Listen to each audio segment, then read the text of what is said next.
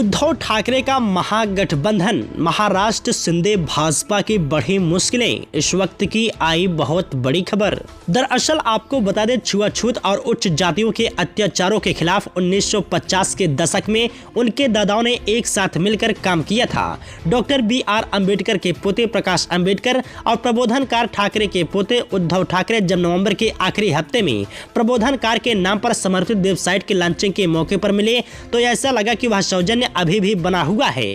हालांकि यह रूटीन जैसा कार्यक्रम था, लेकिन इसके बाद तो महाराष्ट्र की राजनीति के भविष्य को लेकर कुछ अलग संकेत मिलने लगे। वंचित बहुजन आघाड़ी VVA प्रमुख प्रकाश अम्बेडकर को पूर्व मुख्यमंत्री उद्धव ने अपने साथ आने का मंच से ही खुला आमंत्रण दे दिया।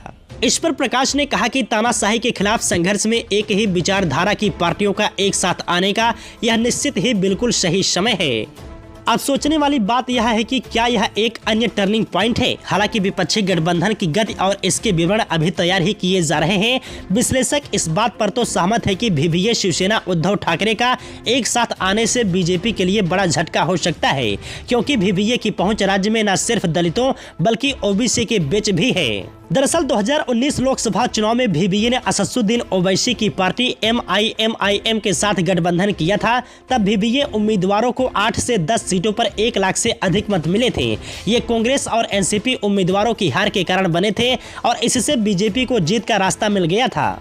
वहीं 2019 में ही बाद में हुए महाराष्ट्र विधानसभा चुनाव में VVA ने अकेले ही चुनाव लड़ा। उसे करीब 30 सीटों में अच्छे खासे मत मिले, लेकिन अंततः इससे बीजेपी को ही जीत के अवसर मिले।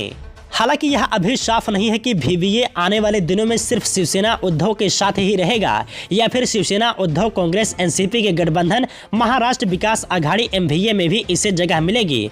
VVA की इच्छा MVA में शामिल होने की है। प्रकाश अम्बेडकर ने संकेत भी दिया है कि इस सिलसिले में आगे की बात के लिए गेंद उद्धव के पाले में ही रहेगी। अभी यह भी साफ नहीं है कि अगले साल की शुरुआत में संभावित BMC चुनाव तक ही शिवसेना उद्धव के साथ VVA का गठबंधन रहेगा या फिर 2024 आम चुनाव तक ही चलेगा। चुनाव कोई भी हो, संभावना तो यही है कि इससे नुकसान बीजेपी को ही होगा। दरअसल 288 सदस्यीय महाराष्ट्र विधानसभा में विदर्भ से 62 सीटें हैं। इस इलाके में अम्बेडकरवादी आबादी 21 से 22% तक है। मराठवाड़ा में 46 सीटें हैं और वहां भी मराठाओं, दलितों और मुसलमानों का संख्या बल लगभग समान रूप से बटा हुआ है। इस इलाके में OBC के उम्मीदवार कांग्रेस NCP की जीत की राह में रोड़े बनते रहते हैं। पर्यवेक्षक का मानना है कि अगर VVA के साथ गठबंधन संभव हुआ तो इससे MVA को लाभ पहुंचेगा।